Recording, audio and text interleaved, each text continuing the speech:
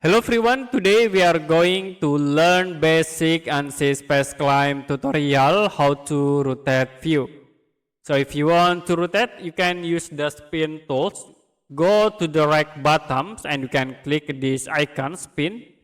Now you can click on window, hold, and you can rotate the view. To close from this option, you can press escape button.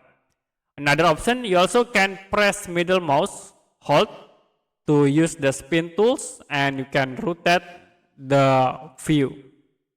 And if you release, it will be automatically set back into the selection. I will press middle mouse again to use the rotate view. Okay, that's it for basic Ansys Spaceclaim tutorial, how to rotate view. If you have any question about tutorial, you can comment below this video.